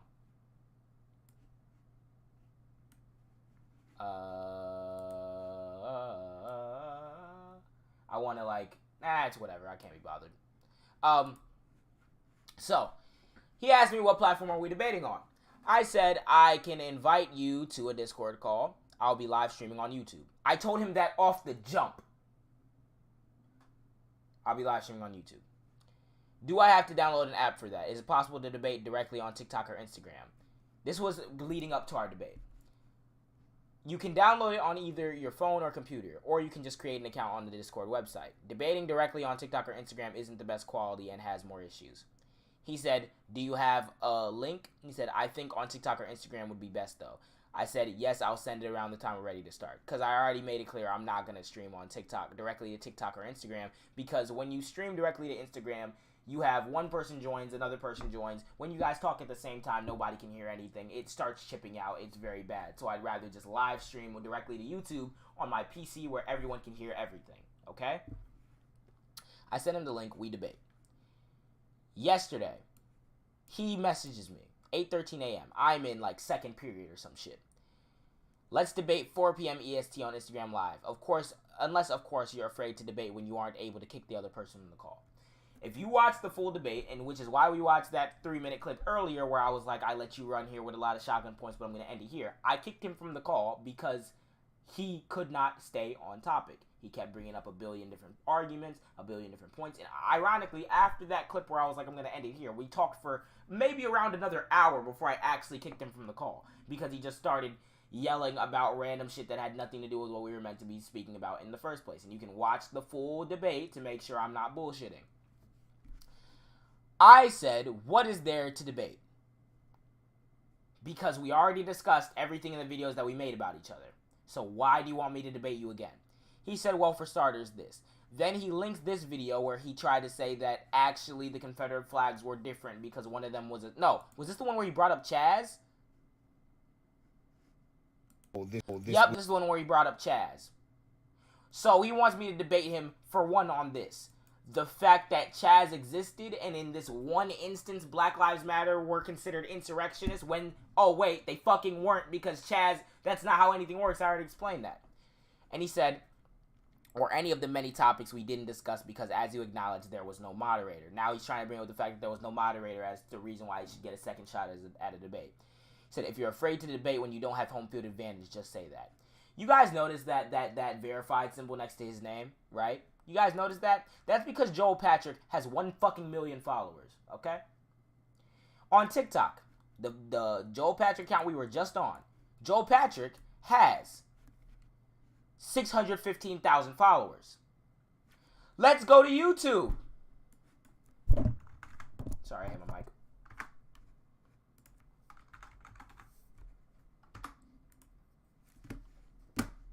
He has 19.5K on YouTube. On every single platform besides TikTok, he's bigger than me. Every single one. I'm happy that this video pops up when you Google his name, though. Every single platform, he's bigger than me. Right? So let's say, for example, because he said, if you're scared to debate when you don't have home field advantage. Let's say, for sake of argument, we debated on TikTok exclusively. The same shit happens. He's going to say, I had home field advantage. I have more followers than him. We debated on Instagram. He has 1 million followers on Instagram. I have like 36K.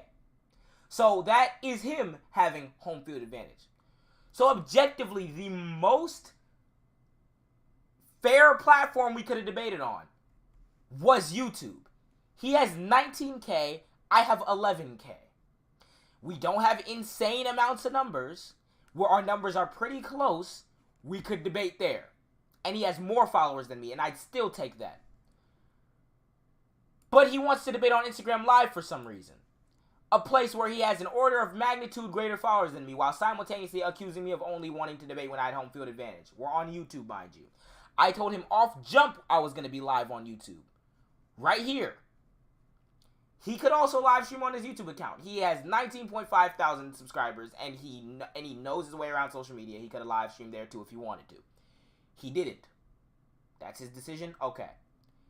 But don't try to tell me that I had home field advantage because I was live streaming on my YouTube channel when my YouTube channel was smaller than yours, and you have more followers than me or the same amount of followers than me, damn near, on every other platform. Your Instagram followers alone heavily skew any interaction I have with you against me. Except if that interaction goes the one way it did, which is you getting blown the fuck out. So, he says, or any of the many topics we didn't discuss because as you acknowledged there was no moderator. Many topics we didn't discuss. We were there to discuss 3 main topics. The reason why we ended up discussing many topics and we couldn't cover all the topics is because he was going to keep bringing up random conservative talking points. There wasn't supposed to be the many topics we didn't discuss. There was supposed to be 3, but he couldn't stay on topic. So why the fuck would I debate you again when you couldn't even stay on topic the first time? If you're afraid to debate when you don't have home field advantage, just say that. I respond, I'm not debating you again over that weak video, the one about Chaz. You have more YouTube subscribers than me, and we were live on YouTube, so if anything, you had home field advantage. Me entertaining another debate with you assumes that you made any point that was correct in our last debate, which you didn't. All of those other topics were a result of you shifting the discussion every time you got caught up. I'm good, G. Stop embarrassing yourself. So, exactly what I just said. Why would I debate you again? We already debated. For everything, it was solved. You got blown the fuck out. Accept that. Sit down with your L. You want to complain about home field advantage. I was live streaming on the most neutral platform between us two, where we both have similar amounts of followers on YouTube. And it takes a lot more to turn into a YouTube live stream than it does to turn into a TikTok live stream. So if someone tuned into my TikTok live stream and I have more followers than you, you would have probably got done worse with all the comments you would have gotten. And then you would have said the exact same shit about how I had home field advantage. Because that's the one platform I have more followers than you on. You have 2 platforms where you have more followers than me. I have 1 where I have more followers than you. If I would have chose TikTok, you would have said the same thing. You have more followers than me on both Instagram and YouTube. And I chose YouTube, and now you're saying I have home field advantage. He's scared. And he's mad that he got handed a fucking L. Okay? You called it weak because you knew you were wrong, and we weren't live on my channel, we were live on yours. Again, I told you we were going to be live on my channel, so you could have live streamed on your channel too, preemptively. And you knew you had an advantage, which is why you talked about not being able to find a moderator. Let me refresh your memory. Again, I knew I had an advantage because I know what I'm talking about, and you don't. Having a moderator has nothing to do with it, and 2 platforms out of the 3, you have more followers than me. One of them, you have 1 million and you're verified. So I don't want to hear shit complaining about you had home field advantage. You're just a whiny baby. This is the video he sends me saying, let me jog your mind. And this is the video he posted on TikTok but then deleted it. Do I need a moderator? I shouldn't. If he gets up in ante, because I was thinking about getting a moderator, but I also A, couldn't pull from a sample size of my fans because he'd say it's biased. B, I couldn't get some of my closest friends who I trust to. They don't really know that much about politics, so they probably could, but he'd probably say it's biased because they're my closest friends. C, I couldn't get like any other big leftist creator that I know because a lot of the creators I know are left. I was thinking about getting like iSpeak, see if he wanted to moderate, but he'd probably say it's biased. So I just, for the time being, it'll just be me and him, and then if he gets out of whack, you'll see it. As if that was some big gotcha. What I just told him there, and it's funny, he deleted this from TikTok. He's been deleting a lot of his comments because I've just made a video that has like 100,000 views on him, and his comments aren't ratioing him like that because he's been deleting hella comments. And he deleted this video because everything in the comments, everyone was like, what point does this prove? He just sent me a video saying I shouldn't need a moderator because A, in my mind, I'm like, this isn't really a formal setup debate. We made videos about each other. Let's discuss those videos. I don't really need a moderator. But the reason why I didn't get one is I'm already live here. This debate was scheduled on very short notice. So, I couldn't go and research and find some objectively neutral, and even then neutral isn't really what you want to look for. You're wanting someone to be able to say what the facts are, and if someone's lying about the facts, then you get called out for it as a moderator in a debate. So everybody I could have gone for that on short notice would have either been some of my closest friends, like Matt, Tim, Alan, the ones that you see on the channel. But how would it look if we debated, that exact same scenario played out where I destroyed him, but it turns out that one of my closest friends were the moderator, and he was stepping in every so often to be like, yo, that's wrong, Joel. Oh, you're saying things that are wrong, da-da-da. Not only do none of my closest friends know about politics to the same extent I do, if it came out that one of my closest friends who I talk to on a daily basis was moderator, you're telling me he wouldn't say that that was bias? I would say that that was bias if one of his best friends came up as the moderator and was trying to stop me mid-sentence when I know I'm objectively correct about something. So, why the fuck would I get one of them? Then I said, the leftist creators I know, because everyone that I'm mutuals with, content creators that I'm mutuals with, if they don't make comedy or they don't follow me back because I was a huge fan and they follow me back or whatever, a lot of the time they're going to be a leftist content creator. So if I would have got someone like I Speak, who I wanted to get, he told me to make sure to get him as a moderator next time, so I guess we'll just roll with that, and whoever says it's biased, whatever, because he doesn't consider himself like a leftist or any particular label, so he said for me to hit him up next time. But had I got I Speak, somebody who I've collaborated with, somebody who I've talked to on the phone multiple times, someone who I've messaged, someone who literally will just hit me out the random, or I'll hit him up out the random, and he's a leftist content creator with 1 million followers, and Joel sees him as a leftist content creator, and he's in the call being the moderator, what do you think Joel would have said? Oh, they tried to team up on me, because look, of course you got I Speak to moderate, da-da-da. And he then goes on to say, you never asked me if I would accept the moderator, because A, it wasn't warranted, and B, you wouldn't have accepted a leftist content creator, which is who I could have gotten on short notice, or one of my closest friends, which is who I could have gotten on short notice. So this video proves literally nothing, other than I was thinking about the discussion being biased against you when it came into my decision making, when it came into getting a moderator.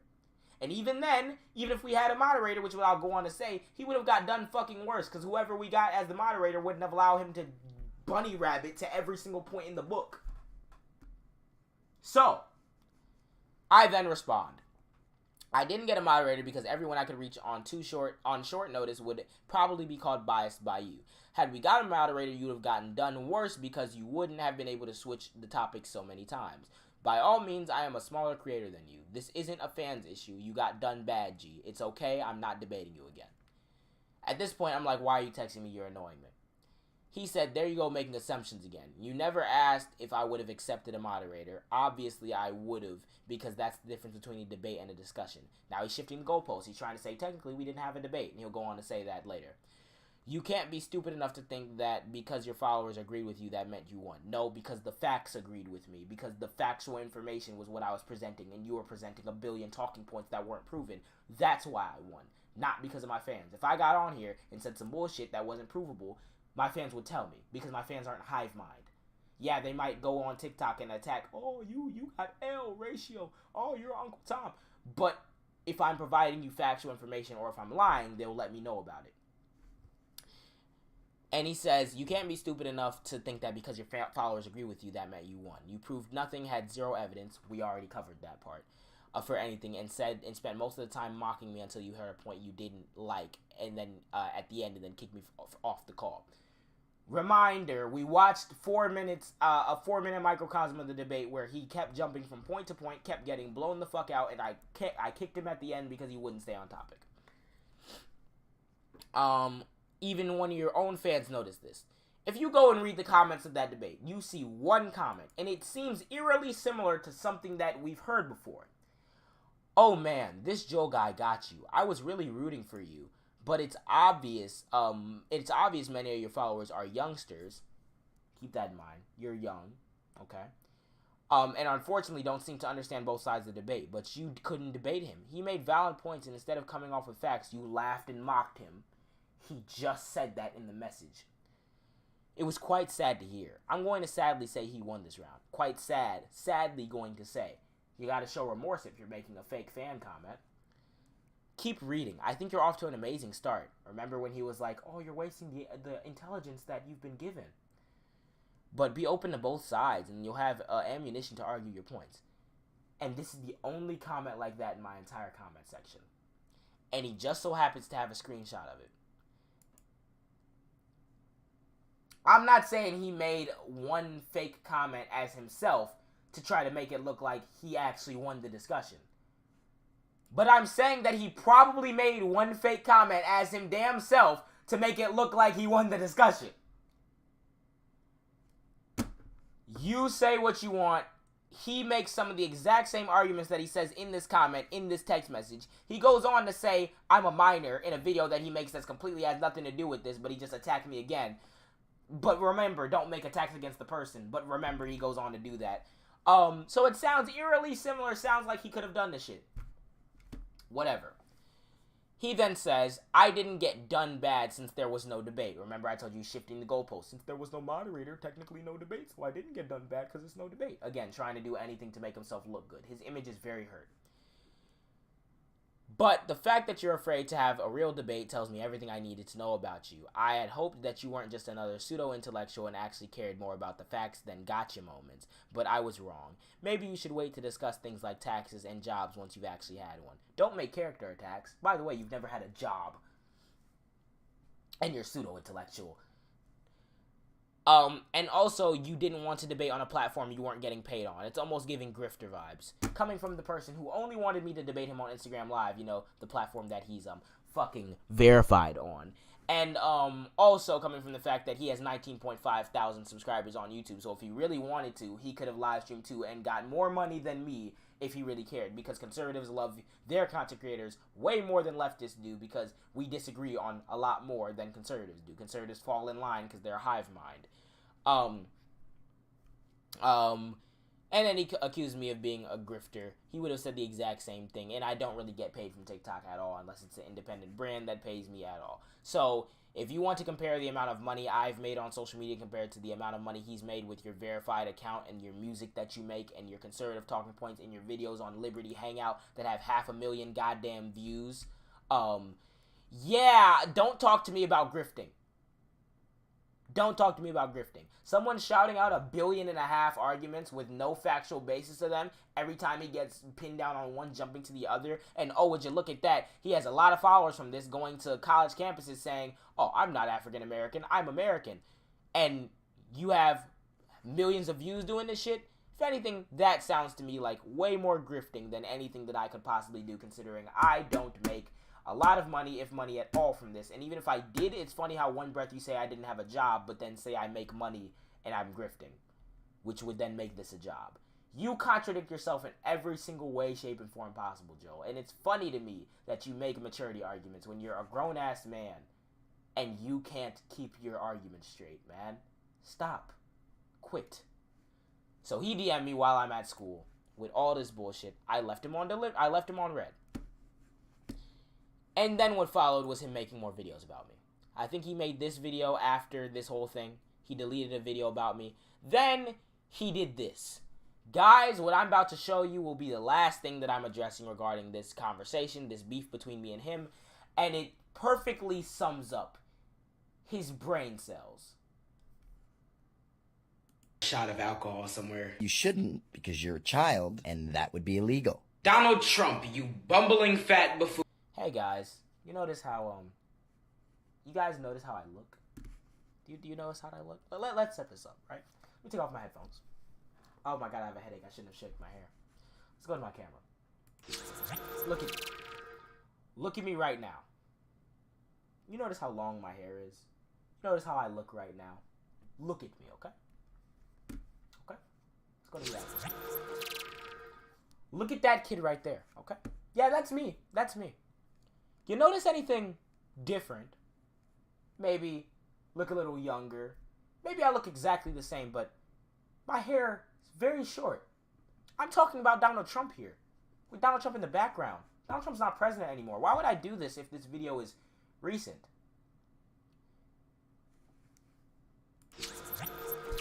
I don't have my mic stand, so I'm picking up my mic. This video was from 2 years ago when Donald Trump was going to delete TikTok. What this has with any discussion, what this has to do with any discussion me and Joe have had recently, what this has to do with the debate we just had, I don't fucking know. He went back to a video from 2 years ago, me throwing petty insults and satire at Donald Trump. For what? To look correct. Remember at the beginning of the live stream where I told you he does anything to make himself look good. He went back to a video from 2 years ago to make himself look good because he lost in every way, shape, and form.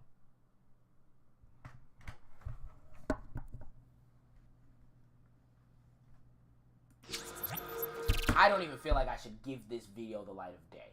He got his 30,000 views. He got his 5,000 likes. My comment's no longer there, even though I had more likes than his comment when he responded to me. You have people going, preach, oh, Lord have mercy, he has no idea what he's talking about. It doesn't bother me. You want to know why? Because this fucking bozo went back 2 years to find a video where he could attack me on because he couldn't fucking respond adequately to a debate that we had, like, yesterday.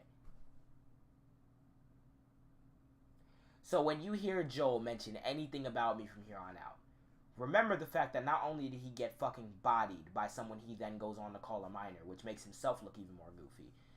Your first video that you actually can get to me on is me saying I think I should have a shot of alcohol before I make a satirical rant about Donald Trump, and your response is, no, because you're a minor. That would be illegal. From a video from 2 years ago? Guys, I'm going to be 18 in 2 months. You guys can only run with this bullshit for so much longer. Please go back to my videos from 2 years ago and make videos about me. That'll be fun. Because if I did the same thing about you, it wouldn't happen because your ideology doesn't evolve and change or anything. But, yes, this was very effective. Very good dub for Joel, at last.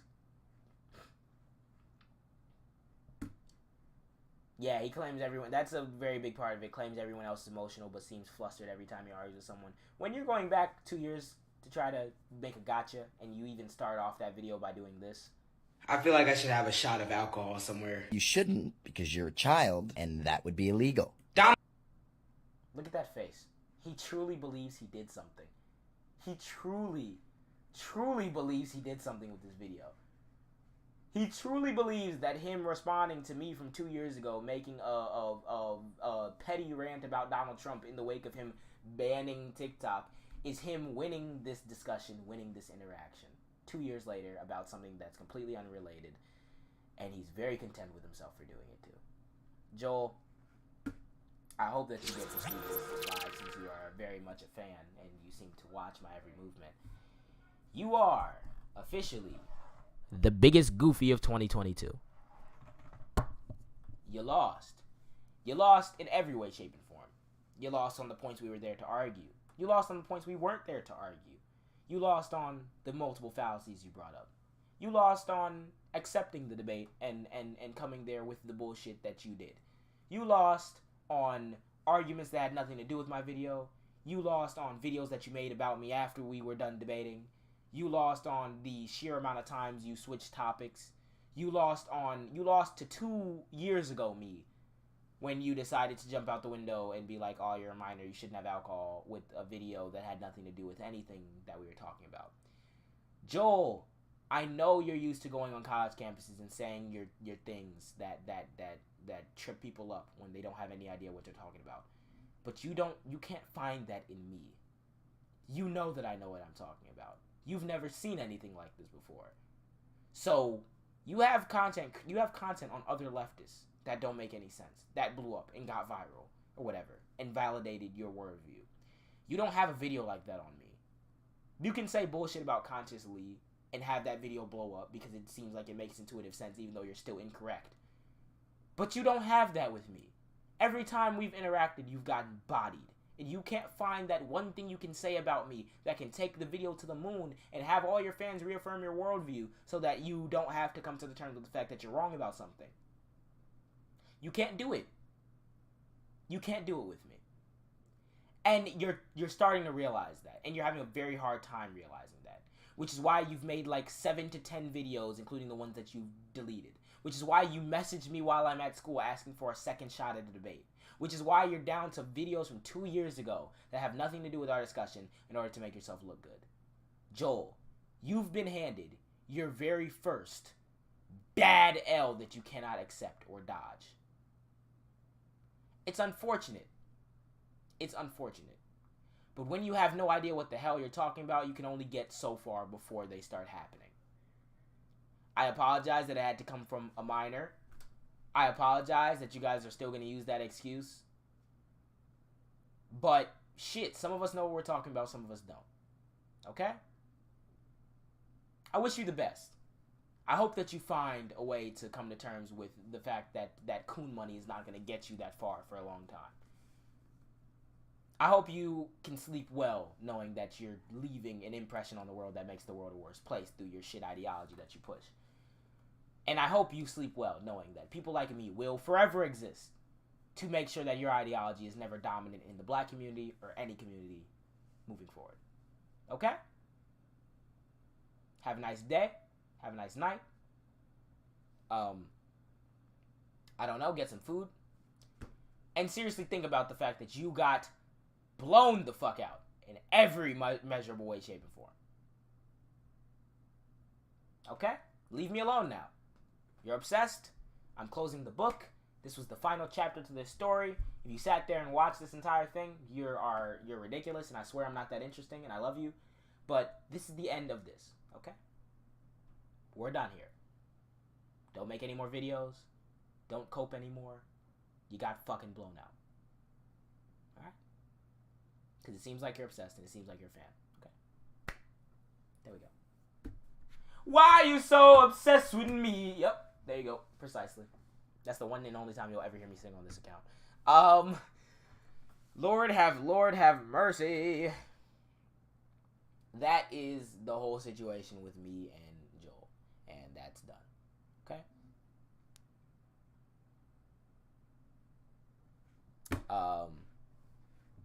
Yeah.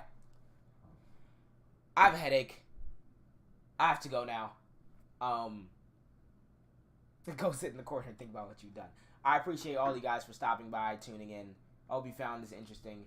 I hope you realize that, if you didn't already, that Joel is an absolute clown who deserves no credibility. And, yes, he's made an absolute fool of himself. He might make a video about this. JJ went on an entire 2-hour rant. It seems like he's the one who's obsessed. I covered from start to finish both sides of what happened, what's going on, what you were doing, and exactly why you seem to be struggling right now with the fact that you got blown the fuck out. So I mean, if that makes me a fan in your book, congratulations, you finally have a fan who actually thinks for himself. Yeah, I'm not too concerned about that. Now, just had to clear up everything that happened. New video coming soon. Exactly. But yeah, my voice hurts. It not even hurts. It just, I feel iffy because something with a headache. So I'm gonna log out now. I appreciate you guys for stopping in, watching. He's done enough mocking the black community. Yeah, he doesn't even call himself black. He's just like, I'm American, not African American. He's one of those types. But I hope you guys did enjoy. For those of you guys who are watching on TikTok, you can watch this full thing and fast forward and rewind through it as you please. It'll be on YouTube. You can watch the full debate on YouTube. All those links are in my bio. Everyone who's here on YouTube, you already know what it is. So if you haven't already, make sure you hit that subscribe button. If you're in TikTok chat, make sure you go over to the YouTube channel, hit that subscribe button. And road to 20K, I guess, because we just hit 10K. I thank all of you guys for that. That shit's ridiculous to me. We're closing in on 1 million. We're closing on 900K actually on TikTok, right? Like 850. But if we hit 1 million before my birthday, and if we can hit 20K before my birthday, I might cry. But I love each and every one of you. Thank you for bringing me here and allowing me to voice my opinions to the world, and allowing me to continuously ether goofies like this and make sure that they don't do any more harm. He'll continue to do harm. It's not like I snapped him from existence, but I hope I was able to snap whatever remaining credibility he has from existence, but it's just a damn shame because he'll post a video tomorrow attacking some weak ass point, and then he'll get a bunch of followers and everything and clicks from it. But I did my part. But yeah. With that being said, I hope you guys enjoyed the live. I hope you guys have an awesome day, night, wherever you are. Love y'all, and peace. Thank you, guys. Now I gotta go eat food and go to sleep or something. I don't know.